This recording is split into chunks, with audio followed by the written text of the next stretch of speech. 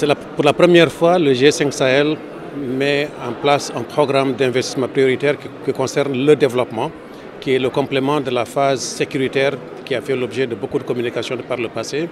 C'est vraiment le moment de mettre en place ce programme, puisque les populations sahéliennes subissent des pressions énormes, à la fois de l'écologie avec les changements climatiques, à la fois de l'économie avec des pays qui sont quand même parmi les moins développés du monde, et également ceci s'entreloupe avec les questions sécuritaires.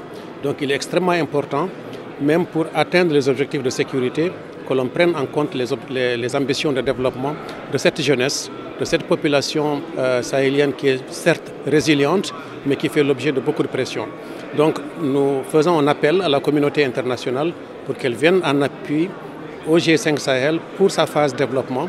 Et nous sommes très heureux de constater qu'aujourd'hui à Nouakchott, il y a une forte présence et nous espérons effectivement que l'appel sera entendu.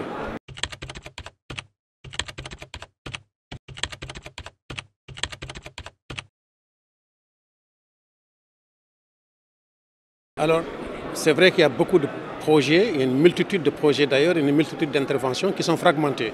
Il faut maintenant mettre en cohérence ces activités. Il faut surtout avoir des programmes beaucoup plus ambitieux qui sont transformatifs.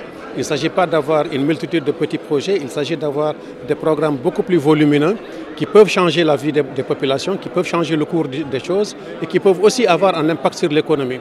Puisque nous sommes dans un cycle, si vous voulez, de crise et de crise et de crise. Et donc il faudrait que nous trouvions une formule qui nous permette de donner un boost à l'économie et transformer l'économie sahélienne. C'est essentiellement l'économie rurale qu'il faut transformer, l'agriculture, la pêche, l'élevage, qui créent quand même les richesses au Sahel.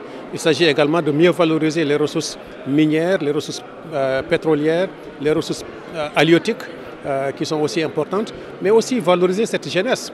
Vous savez, on parle beaucoup de la jeunesse en des termes négatifs. C'est une force extraordinaire dont dispose le Sahel et qu'il faudrait davantage valoriser, créer des opportunités d'emploi pour qu'ils restent chez eux. La migration n'est pas une fatalité et ce n'est pas une finalité. Les jeunes, ils migrent parce qu'ils manquent d'opportunités pour se développer sur place.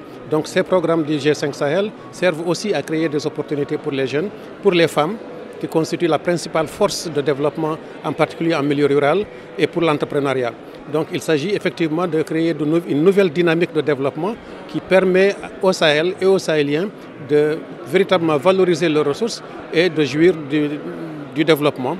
Le monde entier est en phase de développement. Il n'y a pas de raison que cette poche en Afrique constitue une espèce de trou noir et qui est la source de plusieurs problèmes, y compris des problèmes d'insécurité que nous connaissons en ce moment.